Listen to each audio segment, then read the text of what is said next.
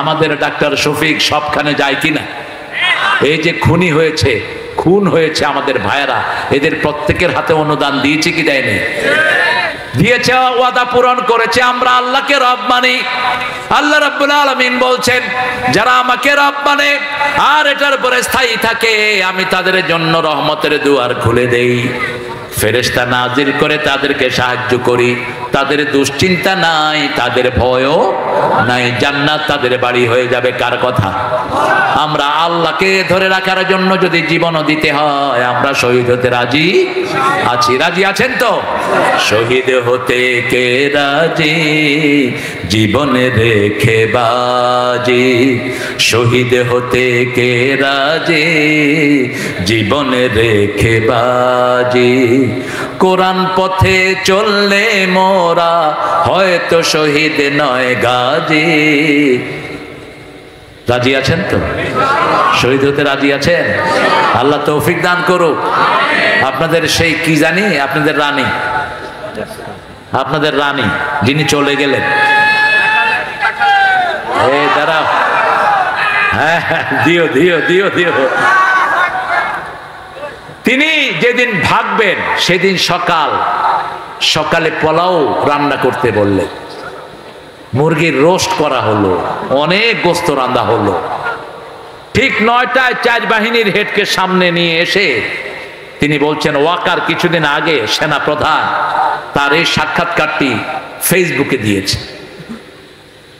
বলছে, এই ওয়াকার, তোমার সৈন্যরা এখনো অস্ত্র চালাচ্ছে না কেন? এখনো গুলি চালাচ্ছে না কেন? পুলিশের আইজি বললেন, কয়জনের উপর গুলি চালাবে? বলছে, কয়জনের উপর মানে? বলছে, একজনকে গুলি তাক করা হয়, 100 জন বুকের বুতাম খুলে দেয়। যেদিকে তাকায় শুধু মানুষ আর মানুষ। কে বাড়িয়ে দিয়েছেন? আল্লাহ বাড়িয়ে দিয়েছেন। সাথে সাথে হাসিনার বডিগার্ড ছিল 40 জন, রয়ের দালাল, রয়ের সৈন্য 40 জন গণভবনে থাকতো। এদের সবাই বন্দুক তাক করেছে ওয়াকারের মাথায়, আইজির মাথায়, তারপরে বিমান বাহিনীর হেডের মাথায়, তারপরে যিনি নৌবাহিনীর হেড ওনার মাথায়। বলছে, অনুমতি দাও, তা না হলে খুলে উড়িয়ে দেব। ওয়াকার বলছেন, আমার খুলে উড়িয়ে দিলে আপনারাও থাকবেন না, আমার সৈন্যরা আপনাদেরকে ক্ষমা করবে না। এটা সমাধান না। বলছে, মাননীয় প্রধানমন্ত্রী, আপনি যদি জনগণের কল্যাণ চান, আপনি এখনই রিজাইন দিয়ে বেরিয়ে যান, তা না হলে আধা ঘন্টা 45 মিনিটে আপনাকে ঘিরে ফেলবে জনগণ। আর ঘিরে ফেললে আপনাকে ছিঁড়ে ছিঁড়ে খাবে, এক ফোঁটাও রাখবে না। এদিক থেকে ওই যে আরেকজন আছে না, আমাদের ওনার ছেলে, 5,500, কি নাম? 5,500 ফোন করে বলছে, এই ওয়াকার, তুই করে তোকে আমার মা কি দেয়নি? বলছে, আপনি মাথা ঠান্ডা রাখেন, পরিস্থিতি আমাদের নিয়ন্ত্রণের বাহিরে।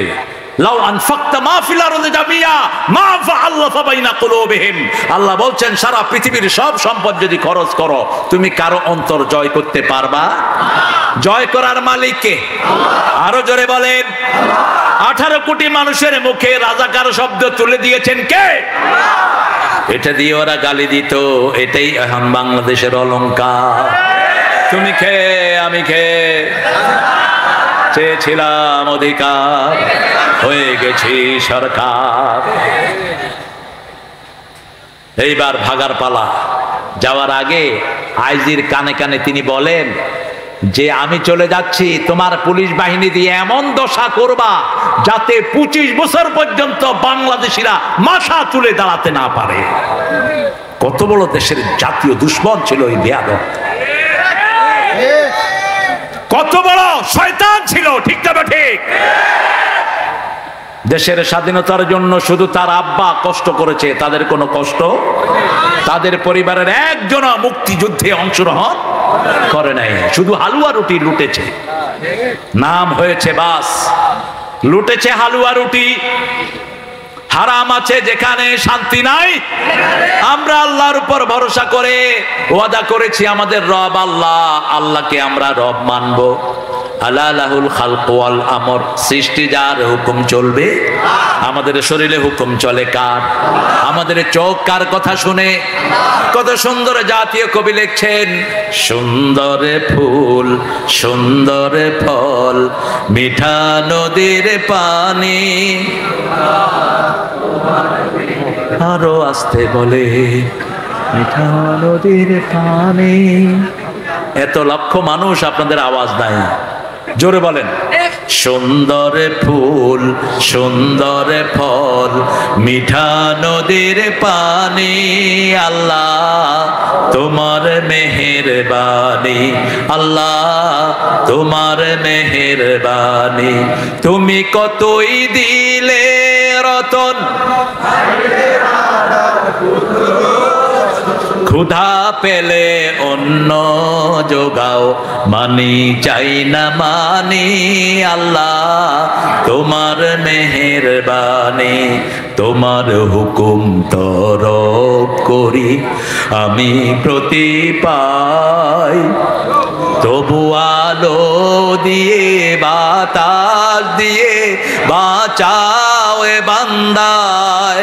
শ্রেষ্ঠ নবী দিলে মোরে ধরিয়ে নিতে রোজ হাসরে, পথ না ভুলি তাই তো দিলেন পাক কোরআনের বাণী। আল্লাহ আল্লাহ কবুল করেন। ডক্টর ইউনূস লোকটা কেমন?